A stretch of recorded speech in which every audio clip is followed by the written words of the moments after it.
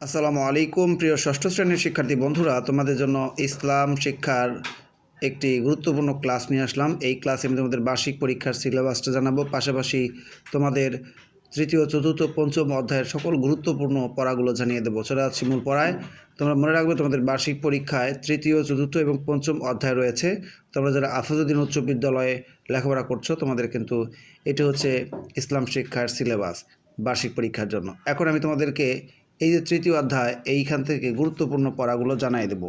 আমি পুরো বইটা তোমাদের জন্য দাগায় রাখছি, তোমরা অবশ্যই এই পড়াগুলো সংগ্রহ করে নেবে। কোরআন মজিদ সর্বশেষ ও সর্বশ্রেষ্ঠ আসমানি কিতাব। আসমানি কিতাব মোট 104খানা, এর মধ্যে 4খানা বড় আর 100খানা ছোট। এই ছোট 100খানাকে বলা হয় সহিফা। তোমরা কিন্তু অবশ্যই মনে রাখবে। এরপরে দেখো, আল কোরআন সর্বশেষ নবী হজরত মুহাম্মদ সাল্লাল্লাহু আলাইহি সাল্লামের উপরে নাজিল হয়। এটি প্রথমে কোথায় ছিল দেখো, এটা হচ্ছে লাওহে মাহফুজ বা সংরক্ষিত ফলকে লিপিবদ্ধ রয়েছে। আমাদের প্রিয় নবী হজরত মুহাম্মদ সাল্লাল্লাহু আলাইহি সাল্লাম আরব দেশের মক্কা নগরে জন্মগ্রহণ করেন, বিখ্যাত কুরাইশ বংশে। 40 বছর বয়সে তিনি নবুয়ত প্রাপ্ত হন। আল্লাহ তাআলা জিবরাইল আলাইহিস সালাম ফেরেশতার মাধ্যমে তার নিকট আল কোরআন নাজিল করেন। এ সময় আল কোরআনের সূরা আলাকের প্রথম 5টি আয়াত নাজিল হয়, পরবর্তীকালে প্রয়োজন অনুসারে নাজিল হয়। আর মহানবী সাল্লাল্লাহু আলাইহি ওয়াসাল্লাম এর উপর 23 বছরে পবিত্র কোরআন সম্পূর্ণরূপে নাজিল হয়। আল কোরআন সর্বশেষ আসমানি কিতাব। এর আসমানি আল্লাহ তাআলা সর্বমোট 104খানা আসমানি কিতাব নাজিল করেছেন। এগুলোর মধ্যে 100খানা ছোট কিতাব, এগুলোকে বলা হয় সহিফা। অপরদিকে 4খানা বড় কিতাব রয়েছে, এগুলো হলো তাওরাত, জাবুর, ইনজিল, কোরআন। এখন আমাদের মহানবী সাল্লাল্লাহু আলাইহি ওয়াসাল্লামের উপরে আল কোরআন নাজিল হয়েছে। এছাড়া মুসা আলাইহিস সালাম, দাউদ আলাইহিস সালাম, ঈসা আলাইহিস সালামের উপরেও কিন্তু এই 4টা যে গ্রন্থ রয়েছে, আসমানি কিতাব রয়েছে, এগুলো নাজিল হয়। যাই হোক, এরপরে দেখো, আল কোরআন সর্বশেষ ও সর্বশ্রেষ্ঠ আসমানি কিতাব, এটা আমরা একটু আগেই পড়েছি শিক্ষার্থী বন্ধুরা। এখন দেখো, তিলাওয়াত অর্থ কি? তিলাওয়াত অর্থ পাঠ করা, পড়া, আবৃত্তি করা। পবিত্র কোরআন পাঠ করাকেই বলা হয় কোরআন তিলাওয়াত। কোরআন শব্দটির অর্থ পঠিত, যা পাঠ করা হয়েছে। সারা বিশ্বে আল কোরআনই সবচেয়ে বেশি পাঠ বা তিলাওয়াত করা হয়, এজন্যই একে বলা হয় কোরআন। মুসলমানগণ দৈনিক 5 বার সালাতে কোরআন তিলাওয়াত করেন। যাই হোক, এরপরে দেখো, কোরআন মজিদ তিলাওয়াত করা হলো নফল ইবাদতের মধ্যে সর্বোত্তম ইবাদত। প্রতিটি হরফের পরিবর্তে 10টি নেকি লেখা হয় যদি পবিত্র কোরআনের তিলাওয়াত করা হয়। আল কোরআন দেখে দেখে পড়াকে বলা হয় নাজিরা তিলাওয়াত। এইটা কিন্তু প্রশ্ন থাকতে পারে, নাজিরা তিলাওয়াত কাকে বলে? যে আল কোরআন দেখে দেখে পড়াকেই বলা হয় নাজিরা তিলাওয়াত। তাজবিদ শব্দের অর্থ উত্তম বা সুন্দর করা। আল কোরআনের আয়াতসমূহকে উত্তম রূপে বা সুন্দর ও শুদ্ধ করে পড়াকে বলা হয় তাজবিদ। আল কোরআনের প্রতিটি হরফকে মাখরাজ ও সিফাত অনুসারে পড়াকে তাজবিদ বিশুদ্ধভাবে তিলাওয়াত করাকে তাজবিদ বলে। এখন দেখো, এখানে কিন্তু অনেক পড়া রয়েছে। উচ্চারণের বিশেষ অবস্থাকে বলা হয় সিফাত। এখানে আর তেমন তথ্য আমি পাইনি, এই সাইডে রয়েছে অনেক তথ্য। আরবিতে মোট হরফ রয়েছে কয়টি? 29টি। মাখরাজ কয়টি? 17টি। তাহলে মাখরাজ 17টি আমরা জানতে পারলাম। আচ্ছা, এখন কণ্ঠনালীর উপরিভাগ থেকে উচ্চারিত হয় 2টি হরফ, এটা হচ্ছে এই যে খা আর গাইন। শিক্ষার্থী বন্ধুরা, এখানে কয়েকটা শব্দ অর্থ আমাদের জানতে হবে। লাওহে মাহফুজ অর্থ হচ্ছে সংরক্ষিত ফলক। হিদায়াত দিক নির্দেশনা। হরফ শব্দের অর্থ বর্ণ। নোক্তা হচ্ছে আরবি বর্ণসমূহের উপরে বা নিচে বা মধ্যে ব্যবহৃত বিন্দু বা ফোঁটাকেই কিন্তু নোক্তা বলে। হরকত, জবর জের পেশকে হরকত বলে। এরপরে হচ্ছে আয়াত কাকে বলে? আল কোরআনের এক একটি বাক্যকে বলা হয় আয়াত। নাজিল অর্থ অবতীর্ণ, কালাম অর্থ বাণী। এরপরে হচ্ছে সাহাবা অর্থ কী? সাহাবা অর্থ হজরত মুহাম্মদ ইসলামের সাথীগণ, যারা মুহাম্মদ ইসলামকে ঈমান সহ দেখেছেন এবং ঈমানের সাথে মৃত্যুবরণ করেছেন, তারা হলেন সাহাবা। নফল অর্থ ঐচ্ছিক, ফরজের অতিরিক্ত। জায়েজ অর্থ বৈধ, জায়েজ অর্থ। আল কোরআনের সর্বপ্রথম সূরা হলো আল ফাতিহা। ফাতিহা শব্দের অর্থ কী? ফাতিহা শব্দের অর্থ ভূমিকা, মুখ বন্ধ, দ্বার উন্মোচনকারী। আচ্ছা, এখন দেখো সূরা ফাতিহা মাক্কি সূরা কিন্তু, অর্থাৎ মদিনায় অবতীর্ণ হয়। এই সূরাটা কোথায়? মক্কা নগরীতে অবতীর্ণ হয়। এর মোট আয়াত রয়েছে কয়টি? 7টি।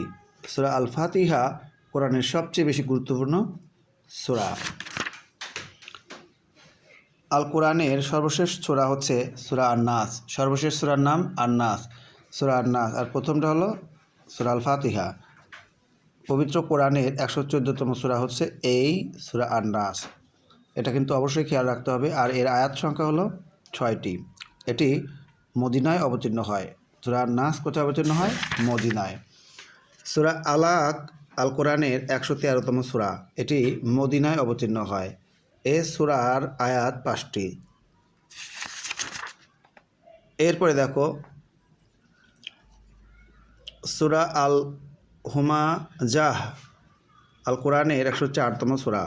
এটি পবিত্র মক্কায় অবতীর্ণ হয়। এর আয়াত 9টি। এরপরে সূরা আসর, সূরা আল আসর। এটা হচ্ছে আল কোরআনের 103তম সূরা। এটা মক্কা শরীফে অবতীর্ণ হয়। এর আয়াত সংখ্যা হচ্ছে 3টি। আমি গুরুত্বপূর্ণ পড়াগুলোই শুধু দিয়ে দিচ্ছি, এক্সট্রা কোনো কথা বলবো না। আল্লাহ তাআলার নিকট প্রার্থনাকে বলা হয় মোনাজাত। মোনাজাত কাকে বলে? আল্লাহ তাআলার নিকট প্রার্থনা করাকে বলা হয় মোনাজাত। আখিরাত অর্থ বা আখিরাত হলো চিরস্থায়ী। মৃত্যুর পরে জীবনকে বলে আখিরাত। জান্নাত কয়টি? জান্নাত 8টি, জাহান্নাম 7টি। এরপরে হাদিস আরবি শব্দ, এর অর্থ কথা, বাণী ইত্যাদি। মহানবী হজরত মুহাম্মদ সাল্লাল্লাহু আলাইহি ওয়াসাল্লাম এর বাণী, কাজ ও অনুমোদনকে হাদিস বলা হয়।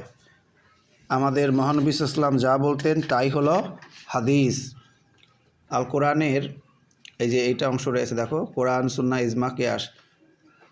ইসলামী জীবন ব্যবস্থার দ্বিতীয় উৎস হলো হাদিস।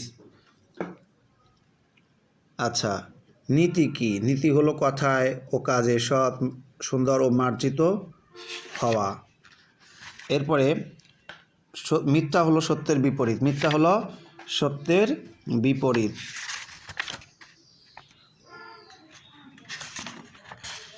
আল আমিন অর্থ হচ্ছে বিশ্বাসী, বিশ্বস্ত, সত্যবাদী। ইম্পর্টেন্ট প্রশ্ন। আর তোমাদের এই অধ্যায় থেকে কোন কোন প্রশ্নগুলো পড়বে? আল কোরআনের অবতীর্ণ পূর্ণাঙ্গ প্রথম সূরা কোনটি? এটা কিন্তু 3 স্টার। হে আমার প্রতিপালক, আমাকে জ্ঞানে সমৃদ্ধ করো, আয়াতটি ব্যাখ্যা করো। হাদিস শব্দের অর্থ কী? মাখরাজ বলতে কী বোঝায়? এই দুটো প্রশ্ন তোমাদের পড়তেই হবে। ক খ মুখস্থ করে যাবে, দেখবে বাকিগুলো নিজেরাই পারতেছ। মানুষ কিন্তু সামাজিক জীব।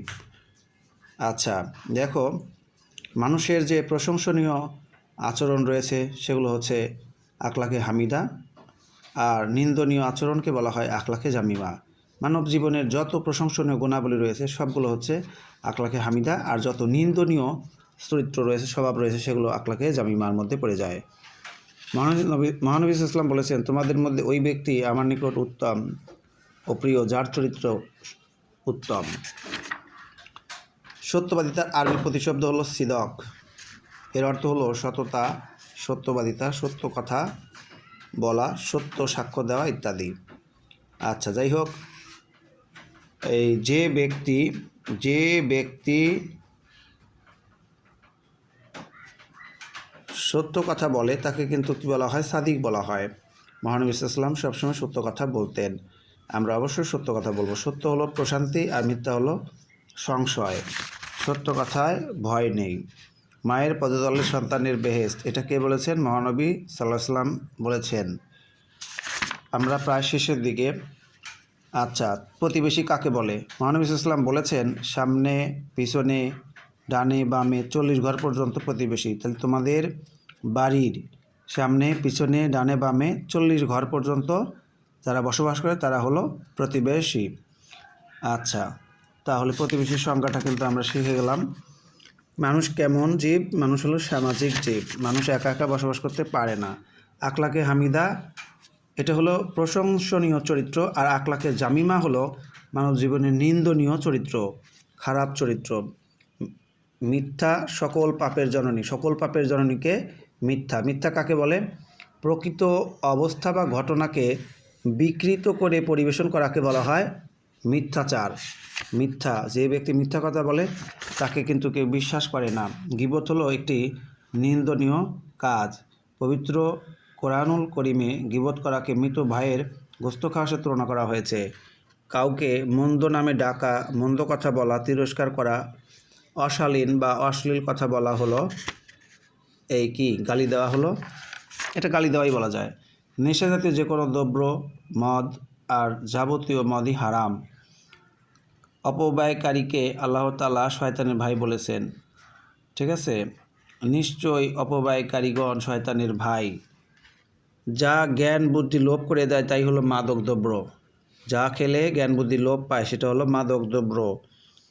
এখন দেখো নেশা সৃষ্টিকারী বস্তুগুলোর মধ্যে কী কী রয়েছে? মদ, তাড়ি, আফিম, গাঁজা, ভাং, চরস, হাশিশ, মারিজুয়ানা, এরপর হচ্ছে heroin, morphine, cocaine, pethidine, Sanjeevani, সুরা, বিভিন্ন প্রকার অ্যালকোহল ইত্যাদি। এগুলো আমরা অবশ্যই পরিহার করব। মাদকাসক্ত ব্যক্তি জান্নাতে প্রবেশ করবে না, মহানবী সাল্লাল্লাহু আলাইহি ওয়াসাল্লাম বলেছেন। এইখান থেকে আমরা কোন কোন প্রশ্ন পড়ব? সিদক এর অর্থ কি? আখলাকে হামিদা বলতে কি বোঝায়? আখলাকে হামিদা মানব জীবনের সুন্দর বা ভালো দিক, ভালো গুণাবলী কী কী রয়েছে সেগুলো রিডিং থেকে পড়লেই পারা যাবে। গীবত কি? আখলাকে হামিদা কেন প্রয়োজন? মানব জীবনের উত্তম চরিত্রই তো মানুষকে প্রশংসনীয় ব্যক্তিতে পরিণত করে। আদর্শ বলতে কী বোঝায়? আদর্শ জীবন বলতে কী বোঝায়? আদর্শ জীবন বলতে বোঝায় যে জীবন অনুসরণ করলে জীবন সুন্দর ও সুগঠিত হয়। মহানবী সাল্লাল্লাহু আলাইহি ওয়াসাল্লাম ছিলেন আমাদের আদর্শ জীবন চরিত্রের অধিকারী। তিনি 570 খ্রিস্টাব্দের 20শে এপ্রিল 12ই রবিউল আউয়াল জন্মগ্রহণ করেন, রবিউল মাসের 12 তারিখ। আচ্ছা, তার পিতার নাম আবদুল্লাহ, তার মায়ের নাম হচ্ছে আমিনা, তার দাদার নাম আব্দুল মুত্তালিব, তার চাচার নাম আবু তালিব। আর হজরত মুহাম্মদ ইসলাম এর বয়স যখন 12 বছর 2 মাস 10 দিন, তখন কিন্তু চাচা আবু তালিবের সঙ্গে কোথায় গিয়েছিলেন? ব্যবসার জন্য সিরিয়া গিয়েছিলেন। যাওয়ার পথে একজন ব্যক্তি, একটা খ্রিস্টান পাদ্রীর সঙ্গে তার দেখা হয় এবং তিনি তাকে কি শেষ নবী হিসেবে চিনতে পারেন। হিলফুল ফুজুল এর বাংলা অর্থ হলো শান্তি সংঘ। মহানবী ইসলাম সমাজে শান্তি প্রতিষ্ঠার জন্য হিলফুল ফুজুল প্রতিষ্ঠা করেন। মহানবী ইসলাম সবসময় হেরা গুহায় ধ্যানমগ্ন অবস্থায় থাকতেন। হেরা গুহায় প্রায় 15 বছর ধ্যানমগ্ন থাকেন। মাঝে মাঝে বাড়ি আসতেন, আবার হেরা গুহায় ধ্যানমগ্ন থাকতেন। 40 বছর বয়সে 610 খ্রিস্টাব্দে পবিত্র রমজান মাসের 27 তারিখ নবুয়ত প্রাপ্ত হন তিনি। হজরত আবু বকর রাদিয়াল্লাহু আনহু, ইনি কিন্তু ইসলামের প্রথম খলিফা এবং তিনি 573 খ্রিস্টাব্দে জন্মগ্রহণ করেন। যাই হোক, অনেক তথ্য রয়েছে। হজরত মুহাম্মদ সাল্লাল্লাহু আলাইহি ওয়াসাল্লামের থেকে তিনি কিন্তু 3 বছরের কি ছোট। যাই হোক, তিনি উম্মুল মুমিনিন হজরত আয়েশা এর পিতা এবং হজরত মুহাম্মদ সাল্লাল্লাহু আলাইহি ওয়াসাল্লামের শ্বশুর। এখানে অনেক তথ্য রয়েছে। পুরুষদের মধ্যে যিনি সর্বপ্রথম ইসলাম গ্রহণ করেন তিনি হলেন আবু বকর রাদিয়াল্লাহু আনহু। তাকে কিন্তু সিদ্দিক উপাধি দেওয়া হয়েছে। তিনি ইসলামের জন্য তার সমস্ত সম্পত্তি কী করেছিলেন? বিলিয়ে দিয়েছিলেন, দান করেছিলেন। হজরত বেলালকে তিনি কৃতদাস থেকে মুক্ত করেছিলেন। কতদিন তথ্য রয়েছে এখানে। হজরত আবু বকর সিদ্দিক রাদিয়াল্লাহু আনহু হজরত মুহাম্মদ ইসলামকে হিজরতের সময় কিন্তু তার সঙ্গে সাথী ছিলেন। যাই হোক, হজরত উমরের নাম শুনেছো তোমরা নিশ্চয়ই। তিনি কিন্তু দ্বিতীয় খলিফা। তৃতীয় খলিফা হজরত কে? প্রথম খলিফা হজরত আবু বকর, দ্বিতীয় খলিফা হজরত উমর, তৃতীয় খলিফা হজরত উসমান, চতুর্থ খলিফা হজরত আলী। তাহলে এই যে উমর ফারুক শব্দের অর্থ কি? এটা কিন্তু পরীক্ষা আসতে পারে। ফারুক শব্দের অর্থ হলো সত্য মিথ্যার প্রভেদ পার্থক্যকারী। এই যে হজরত আবু বকর, ইনি হলেন ইসলামের প্রথম খলিফা। আর দ্বিতীয় খলিফা হচ্ছে হজরত ওমর। আর হজরত উমর ফারুক মদ্যপানের জন্য তার ছেলেকে কিন্তু শাস্তি দিয়েছিলেন। আবু শাহামাকে তিনি শাস্তি দিয়েছিলেন। মহানবী ইসলামের প্রথম স্ত্রী হজরত খাদিজা রাদিয়াল্লাহু তাআলা আনহা। আর মহানবী ইসলামের বয়স যখন 25, তখন খাদিজা রাদিয়াল্লাহু তাআলার বয়স কত ছিল? 40। এই সময় কিন্তু তাদের বিবাহ হয়। হজরত খাদিজা রাদিয়াল্লাহু তাআলা ইসলামের এই যে সর্বপ্রথম ইসলাম গ্রহণকারী মহিলা। যাই হোক, অনেক তথ্য রয়েছে। আর তোমরা এখানে মনে রাখবে, আবু হানিফা ছিলেন বিশ্বের সর্বশ্রেষ্ঠ ফিকহ শাস্ত্রবিদ। আর হানাফি মাযহাবের প্রতিষ্ঠাতাকে ইমাম আবু হানিফা। ঠিক আছে, ইনি কিন্তু এই যে কোথায় জন্মগ্রহণ করেন? ইরাকের কুফা নগরীতে জন্মগ্রহণ করেন। আর তার পিতার নাম সাবিত। অনেক তথ্য আছে, আমরা একদম শেষের দিকে। আব্দুল কাদের জিলানির নাম শুনছি আমরা। তিনি কোথায় জন্মগ্রহণ করেন? ইরানের জিলান শহরে জন্মগ্রহণ করেন। ঠিক আছে, জন্মস্থানের অনুসারে তাকে জিলানি বলা হয়। তিনি কিন্তু অনেক সত্যবাদী ছিলেন। 18 বছর বয়সে তিনি শিক্ষা লাভের জন্য বাগদাদে গিয়েছিলেন। আর এই যে মহান অলি বড়পীর নামে প্রসিদ্ধ হচ্ছে কে? আব্দুল কাদের জিলানি। আমরা অবশ্যই ইসলাম শিক্ষার মূল বইটা ভালো করে পড়ব, তাহলে আমাদের পরীক্ষাটা অনেক ভালো হবে। যাদের কাছে সহায়ক গাইড নাই বা এই যে উত্তরমালা নাই, তারা এখান থেকে দেখে নিতে পারো। বার্ষিক পরীক্ষার জন্য এখানে কিন্তু কিছু দেওয়া আছে, তবে আমি এগুলো দাগাই নাই। তোমাদের যাদের কাছে উত্তরমালা রয়েছে তারা অবশ্যই এখান থেকে পড়বে। এটা পড়লে কিন্তু অনেক কমন পড়বে। আজকের পরীক্ষায়ও কিন্তু অনেক কিছু কমন পড়তে হবে। আমি যদি সুযোগ পাইতাম এটা দাগাই দিতাম। কালকে সকালে যদি সময় হয় তাহলে আমরা এখান থেকে নিব। তবে এখানে যে উত্তরমালা রয়েছে তোমরা দেখতে পারো।